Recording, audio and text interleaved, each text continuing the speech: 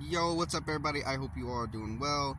I want to make a part two to why I am homeless. I didn't bring this up in the last video, and honestly, it's because I ran out of time. So basically, the reason another reason I'm homeless or broke and don't have a job currently, because I have had multiple jobs as a Christian. I worked at that one job for 5 months, and then in that time period, I think it was like 3 or 4 months I did not have a job. Evangelism. Y'all, I've been saved for 2 years, and when I first got saved, I was preaching 2 weeks later on Xbox. Now, I wasn't preaching everything very accurately. I even taught that Jesus was the Father, and I thought that's what the Bible meant, and I was wrong. I got saved, and I do when I tell you that fire, the zeal for the Lord. When I tell you now, the zeal that I had, that I still would consider that I have till this day, just not as much as in reading the Bible. Like, dude, I did it 24/7 for like a year and a half straight. Like a year straight of only day and night reading the Bible. Something changed so dramatically when I truly gave my life to the Lord. Everything changed from within on who I was, and even my life around. You know, the not just from within, but not just my heart and my soul and my spirit, but the whole world around me also changed as well. But when I gave my life to the Lord, he put me on fire for him, bro. I was casting out demons out of people 3 months being saved. Or, hold up, 4 months being saved, dude. I want to cast demons out. I want to pray healing. I was laying hands on people, man, and they were being healed. Like, dude, when I tell y'all, man, like, God put me on fire, dude. And, I had a downfall, man, because of pride, and that pride blinded me because I wasn't able to see that I was falling in immatureness and a lack of wisdom. And I mean, I just got saved, you know. I didn't know what true righteousness was, or loving my enemies, or wisdom, or, you know, I was still a kid, dude. I was 17, 2 weeks from 18, 2 weeks from being 18. I was a kid. I didn't even know how to do my taxes. I didn't even have a driver's license. And God did these things. Like, and I made my vehicle with the Jesus things on it 5 months. Yeah, 5 months after that, dude. Evangelizing, a bunch of awesome stuff. But crazy things were happening against me, but it was awesome, dude. And, guys, I was and still am, but I've learned to slow myself down and understand the gospel, not the sell everything, live homeless, only evangelize, nothing in this life matters. The only thing that matters is that people need to hear about Jesus and the truth, like, and then that Jesus was going to return and the rapture, and that's what I was. That's who I was. And now I understand that there's family. I want to have a wife. I want to have kids. I want to have money. I want to have a job.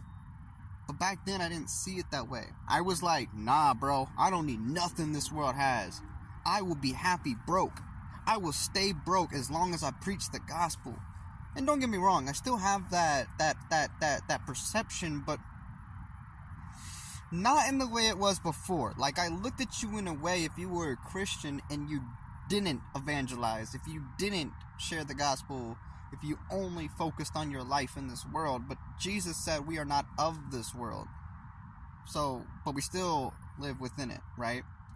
You still have a life. You still have one day to be a future husband or wife. You still have a day to have kids yourself. And how are you going to have kids and have a wife and husband without having a job, without having financial stability, right?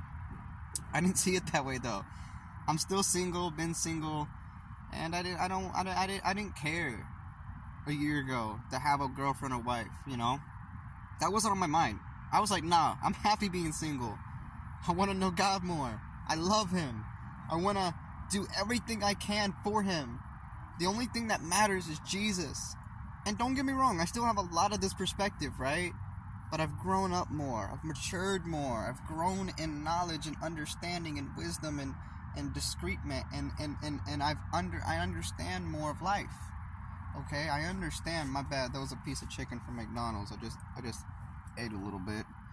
So I understand, right? Like, so that's another big reason, y'all. I've evangelized, dude. Oh my goodness, glory be to God.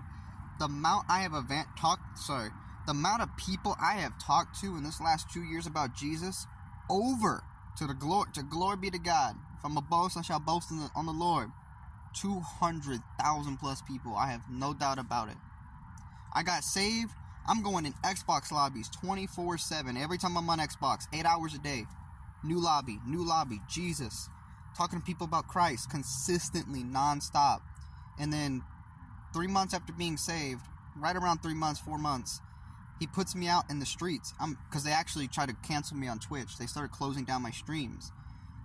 And I was also streaming as well. I had over 50,000 views promoting the gospel back even last year when I didn't even know God. So just a lot of preaching, man. A lot of talking to people about Christ and then walking a 7-foot cross. I've done that so many times, so many miles with somebody else. I didn't speak the gospel, but the cross gave the sign of Jesus is here. You know, hey, Jesus, you know, there's hope. You know, turn to Christ. He loves you. He's the way, the truth, and the life. And no man can come up. Jesus said to him, I am the way, the truth, and the life. And no man comes to the Father except through me. For those who desire to live a godly life will receive persecution. That was on my cross. I put 2 Timothy 3:12. For those who desire to live a godly life will suffer persecution. We will be hated. We'll be persecuted. These demons hate us. We're their issue. You know why? Because we're the ones who stand against them and have authority and power over them through Christ. So, I wanted to get on here, man, and make that also as well as why I'm a homeless. Why? And a lot of it was that I actually based a lot of my time to just preaching the gospel. Living in a home with a sorcerer, my mom, who was placing spells and magic and sorcery and witchcraft on my stuff, poisoning my food. Crazy stuff, y'all.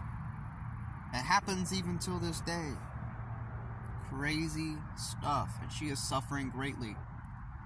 And so is a few other of my family members, and some of them have even died. So, not happy about that. And by the way, not even though I'm the only Christian in my family and most of them are actually sorcerers and stuff, they're not rich either.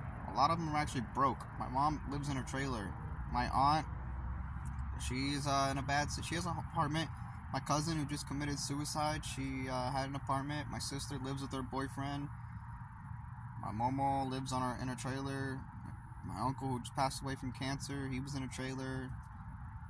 They were stonemasons, so they did construction. They were foremans. So, I mean, it kind of... My grandpa and my granny, they both passed away now.